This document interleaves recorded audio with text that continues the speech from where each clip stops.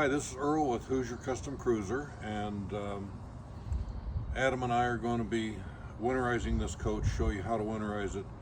This is our Hoosier Cruiser, but this winterizing technique, the process is pretty much the same on most of the RVs built today, so this will help not only our customers but others as well.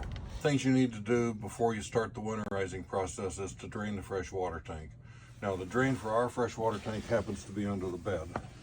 So I lift this mattress up, there's this little square piece here, you slide it over, and straight down you'll feel like an oblong valve handle, and you just turn that so that it's parallel to the line, and that will drain the fresh water tank.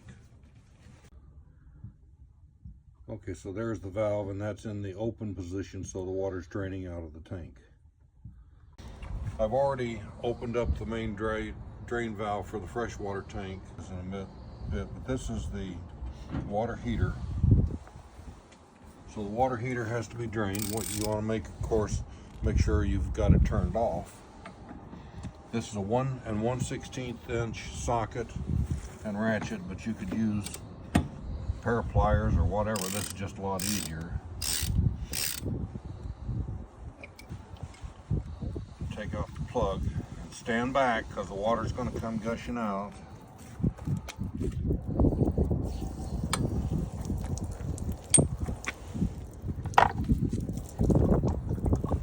There we go.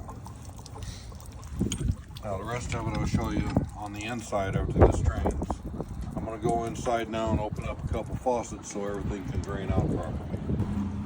Okay, so I'm going to just open up the faucet here so that it lets air in so that the water heater can drain.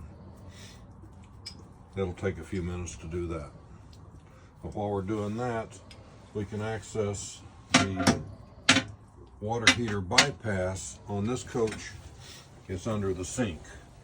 And we'll have to get a drill with a square head on it to access this, so we'll show you that. So what we're going to do is remove these screws. This one has 6 screws, 3 on each side. Probably a little overkill, but that's the way it's put together. So I'll remove those. So what I'm doing is removing these screws. Now we can see the water heater bypass. Can you see it? Yep. Okay, this is the water heater bypass. The water heater bypass is standard on our product. Some coaches do not have a water heater bypass, and they would have to be installed separately. So the middle knob, I turn it so that it's open. Now the water will just circulate around there after I close these two. So I'm closing the two on the outside so it stops anything from going in or out of the water heater, and it just circulates inside, and that bypasses the water heater. Okay, the next thing we want to do is we have low point drains on this coach. So there's a hot and cold here, and on these you just pull straight up gently, and they just pop up like that. And those are low point drains for your hot water and your cold water lines, and that'll drain out straight out under the coach, under the floor. Okay, so everything is drained now, all the water's out of the system. I'm going to close these low point drains, because if we don't, when we put our antifreeze in, it'll just leak out. So just push down on both of those, and that's done. Okay, now we have drained the water system, and we're ready to winterize or put antifreeze in the coach. Now, this is not automotive antifreeze. It's non-toxic. It is RV antifreeze. You want to make sure you get that, not polyglycol or something like that might cause you some problems. On this, what I did, I took a short section of hose off of an old water hose and left the male end on it. And you just put that in here.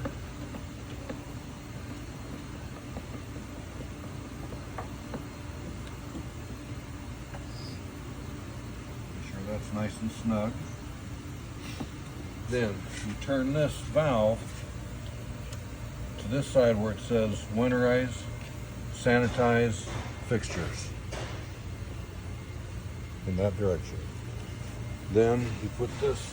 I've got 3 gallons of RV antifreeze here. We'll probably only need 2 of them, but figured to buy a little extra just in case.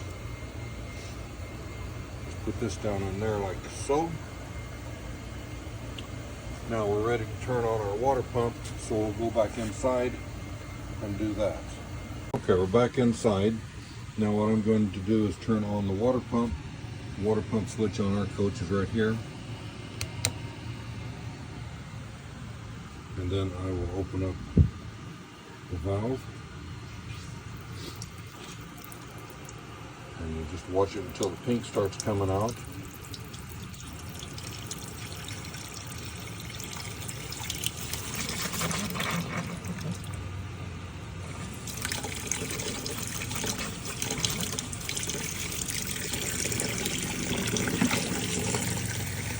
Okay, you can see the pink.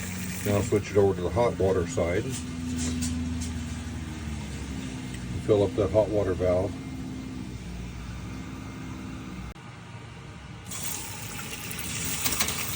And then when the pink starts coming out through the hot water valve, you just close that off. Now, you can pour some RV antifreeze down in this for the P-trap, but actually we've already done that, so I don't even mess with that from there. From here, we'll go to the bathroom. Okay, now we're at the toilet, and I've got a sprayer on mine for the first time. I wanted to try that. So the way this works, you pull the handle and then you push down on the lever, and the water comes out with the sprayer. So I can see pink there, and I can see pink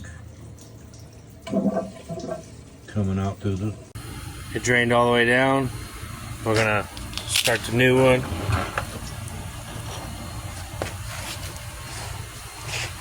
I just go ahead and dump this back in here.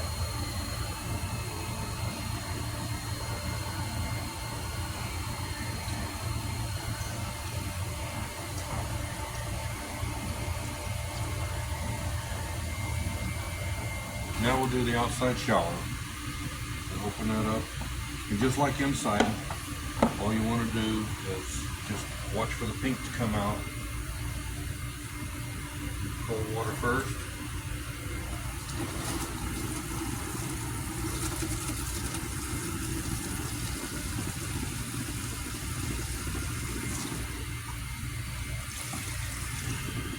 And then the hot water.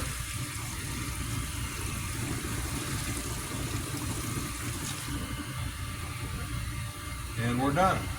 Just put everything away and clean up.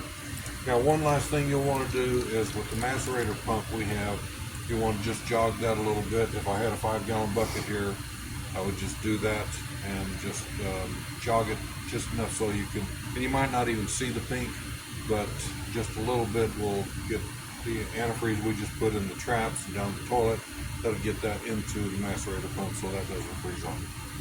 And that's it. Thanks for watching.